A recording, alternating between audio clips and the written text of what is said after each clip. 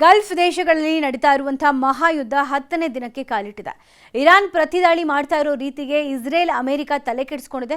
ಇದರ ಮಧ್ಯೆನೇ ಖಮೇನಿ ಉತ್ತರಾಧಿಕಾರಿಯಾಗಿ ಮೊಜ್ತಬಾ ಖಮೇನಿಗೆ ಪಟ್ಟ ಕಟ್ಟಲಾಗಿದೆ. ಇದರಿಂದ ಮತ್ತಷ್ಟು ಕೆರಳಿರುವ ಇಸ್ರೇಲ್ ಮತ್ತು ಅಮೆರಿಕ ಬಿಳಿ ರಂಜಕ ಬಾಂಬ್ ಪ್ರಯೋಗ ಮಾಡಿದೆಯಂತೆ. ಅಷ್ಟಕ್ಕೂ ಏನಿದು ಬಿಳಿ ರಂಜಕ, ಇದರಿಂದ ಆಗೋ ಅನಾಹುತಗಳೇನು ಅಂತ ತೋರಿಸ್ತೀವಿ ನೋಡಿ.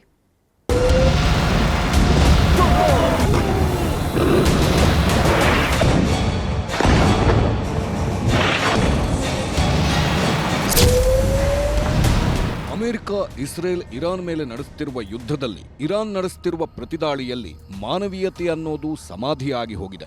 ಅಯ್ಯೋ ಪಾಪ ಅನ್ನೋ ಆಲೋಚನೆಗಳಿಲ್ಲ. ಮಕ್ಕಳು, ವೃದ್ಧರು, ಮಹಿಳೆಯರು ಅನ್ನೋ ಕನಿಕರವಿಲ್ಲ. ಯಾರಾದ್ರೂ ಸಾಯ್ಲಿ, ಎಷ್ಟು ಜನರಾದ್ರೂ ಬಲಿಯಾಗ್ಲಿ, ಏಟಿಗೆ ಏಟು, ದಾಳಿಗೆ ಪ್ರತಿದಾಳಿ, ರಕ್ತಕ್ಕೆ ರಕ್ತವೇ ಉತ್ತರ ಅನ್ನೋ ಮಟ್ಟಿಗೆ ಮಧ್ಯಪ್ರಾಚ್ಯದ ಮಹಾಯುದ್ಧ ನಡೀತಾನೇ ಇದೆ. ಕೊಲ್ಲಿಕಾಳಗ ಶುರುವಾಗಿ 10 ದಿನಗಳಾಯಿತು. ಇರಾನ್ ಶರಣಾಗಲು ಸಿದ್ಧವಿಲ್ಲ. ಅಮೆರಿಕ ಇಸ್ರೇಲ್ ದಾಳಿಯನ್ನೂ ನಿಲ್ಲಿಸ್ತಿಲ್ಲ. ಸೂರ್ಯ ಮುಳುಗಿ ಸೂರ್ಯ ಹುಟ್ಟೋದ್ರೊಳಗೆ ಆಗ್ತಿರೋ ಸ್ಫೋಟಗಳು ಊರೂರನ್ನೇ ಸ್ಮಶಾನವಾಗಿಸ್ತಿದೆ.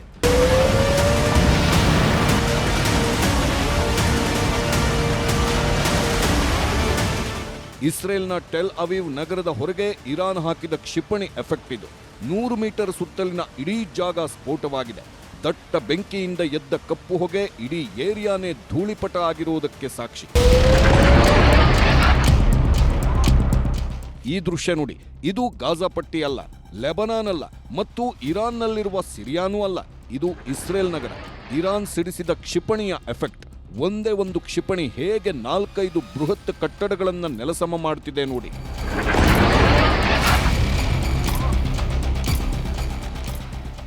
ಇದು ರಾತ್ರೋರಾತ್ರಿ ಇರಾನ್ ಹಾರಿಸ್ತಿರೋ ಕ್ಷಿಪಣಿಗಳ ಸುರಿಮಳೆ. ಎಲ್ಲಿಂದ ಬರ್ತಿವೆ, ಎಲ್ಲಿ ಬೀಳುತ್ತಿವೆ ಅನ್ನೋದನ್ನು ಊಹಿಸೋದಕ್ಕಾಗ್ತಿಲ್ಲ.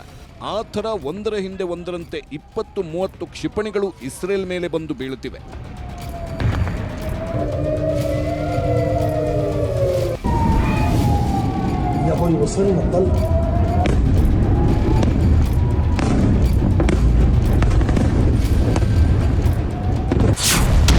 ಇರಾನ್ ಹತ್ತಿಕ್ಕಲು ಬಿಳಿ ರಂಜಕ ಸೇರಿಸಿ ಸ್ಫೋಟಿಸುತ್ತಿದೆಯಾ ಇಸ್ರೇಲ್?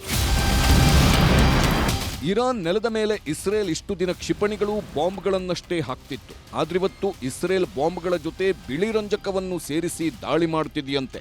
ಇಂಥದ್ದೊಂದು ಗಂಭೀರ ಆರೋಪಕ್ಕೆ ಇಸ್ರೇಲ್ ತುತ್ತಾಗಿದೆ. ಅದರಲ್ಲೂ ದಕ್ಷಿಣ ಲೆಬನಾನ್ನ ಯೆಮೋರ್ನಲ್ಲಿರುವ ವಸತಿ ಪ್ರದೇಶಗಳ ಮೇಲೆ ದಾಳಿ ಮಾಡಲು ಇಸ್ರೇಲ್ ನಿಷೇಧಿತ ಬಿಳಿ ರಂಜಕವನ್ನ ಬಳಸಿದೆ ಅಂತ ಹ್ಯೂಮನ್ ರೈಟ್ಸ್ ವಾಚ್ ಅನ್ನೋ ಮಾನವ ಹಕ್ಕುಗಳ ಸಂಘಟನೆ ಆರೋಪಿಸಿದೆ. ಇದು ಎಷ್ಟು ಸತ್ಯಾನೋ ಸುಳ್ಳೋ ಗೊತ್ತಿಲ್ಲ. ಆದರೆ ಬಿಳಿ ರಂಜಕ ಸ್ಫೋಟದಿಂದ ಆಗೋ ಅನಾಹುತ ಮನುಕುಲವನ್ನೇ ವಿನಾಶಕ್ಕೆ ತಳ್ಳುತ್ತೆ ಅನ್ನೋದು ವಾಸ್ತವ. ಬಿಳಿ ರಂಜಕ ಗಾಳಿಯಲ್ಲಿ ಸೇರಿದ್ರೆ ಬೆಂಕಿಯಾಗಿ ಪರಿವರ್ತನೆಯಾಗುತ್ತೆ. ಆಮ್ಲಜನಕದ ಜೊತೆ ಸೇರಿದ್ರೆ ವಿಷಾನಿಲವಾಗಿ ಬದಲಾಗುತ್ತೆ. ಈ ವಿಷಾನಿಲ ಮನುಷ್ಯನ ದೇಹವನ್ನ ಒಳಗೆ ಸುಟ್ಟು ಹಾಕುತ್ತೆ. ಸಣ್ಣ ಪುಟ್ಟ ಸುಟ್ಟ ಗಾಯಗಳಾಗಿದ್ರೂ ಅಂಥವರಿಗೆ ಸೋಂಕು ಉಲ್ಬಣಿಸುತ್ತೆ. ಗಾಯ ವಾಸಿಯಾಗದೆ ಅಂಗಾಂಗ ವೈಫಲ್ಯಕ್ಕೆ ಕಾರಣವಾಗುತ್ತೆ. ಬಿಳಿ ರಂಜಕ ಸ್ಫೋಟವಾದ ಪ್ರದೇಶದಲ್ಲಿ ವರ್ಷಾನುಗಟ್ಟಲೆ ಉಸಿರಾಡುವುದಕ್ಕೆ ಆಕ್ಸಿಜನ್ ಕೂಡ ಉತ್ಪತ್ತಿಯಾಗಲ್ಲ ಅನ್ನೋ ಮಾತಿದೆ. ಲೆಬನಾನ್ನಲ್ಲಿರುವ ಹೆಜ್ಬುಲ್ಲಾ ಉಗ್ರ ಸಂಘಟನೆಯನ್ನ ಮಟ್ಟ ಹಾಕಲು ಇಸ್ರೇಲ್ ಬಿಳಿ ರಂಜಕದ ದಾಳಿ ಮಾಡಿದೆಯಂತೆ.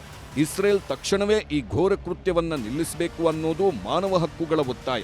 ಅಷ್ಟೇ ಅಲ್ಲ, ಬಿಳಿ ರಂಜಕ ಯುದ್ಧ ಸಾಮಗ್ರಿಗಳು ಸೇರಿದಂತೆ ಇಸ್ರೇಲ್ಗೆ ಶಸ್ತ್ರಾಸ್ತ್ರಗಳನ್ನು ಒದಗಿಸುವವರು ತಕ್ಷಣವೇ ಮಿಲಿಟರಿ ನೆರವು ಮತ್ತು ಶಸ್ತ್ರಾಸ್ತ್ರ ಮಾರಾಟವನ್ನ ಸ್ಥಗಿತಗೊಳಿಸಬೇಕು ಅಂತಾನೂ ಒತ್ತಾಯಿಸಿದ್ದಾರೆ.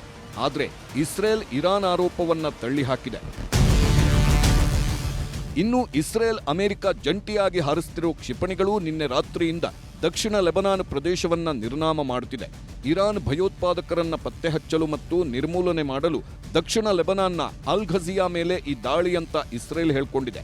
ಅದಕ್ಕೆ ಹೆಜ್ಬುಲ್ಲಾ ಸಂಘಟನೆಯ ಮೂಲಸೌಕರ್ಯವನ್ನ ಕೆಡವಲು ದಾಳಿ ಪ್ರಾರಂಭಿಸಿದ್ದೇವೆ ಅಂತ ಇಸ್ರೇಲ್ ಸೇನೆ ಸರ್ವನಾಶ ಆಗಿರುವ 10 ಕಟ್ಟಡಗಳ ವಿಡಿಯೋಗಳನ್ನು ಹಂಚಿಕೊಂಡಿದೆ.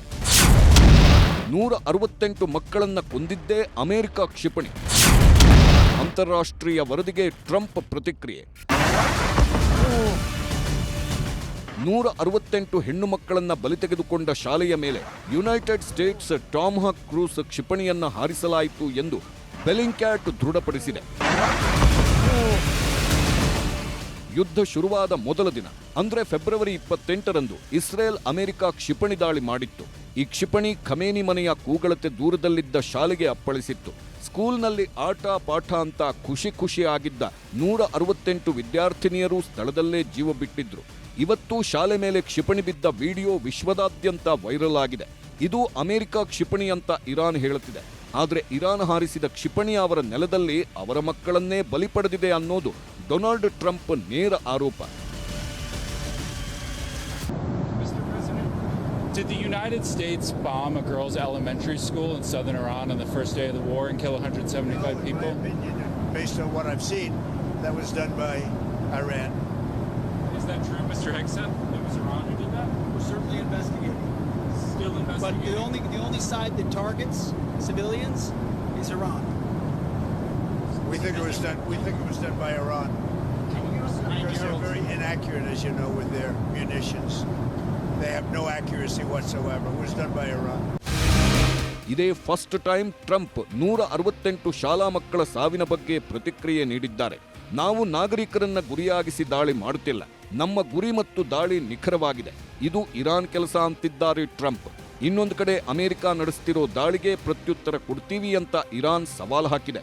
ಅಷ್ಟೇ ಅಲ್ಲ, ಇರಾನ್ ಸರ್ವೋಚ್ಚ ನಾಯಕ ಆಯತೊಲ್ಲಾ ಖಮೇನಿ ಸತ್ತ 10 ದಿನದ ಬಳಿಕ ಇರಾನ್ ಪರಮೋಚ್ಚ ನಾಯಕನಾಗಿ ಖಮೇನಿ ಪುತ್ರ ಮೊಜ್ತಬಾ ಖಮೇನಿ ಅಧಿಕಾರ ವಹಿಸಿಕೊಂಡಿದ್ದಾರೆ. ಆದರೆ ಉತ್ತರಾಧಿಕಾರಿನೂ ಸಾಯೋದು ನಿಶ್ಚಿತ ಅಂತ ಟ್ರಂಪ್ ಹೇಳಿಕೆ ಕೊಟ್ಟಿದ್ದಾರೆ.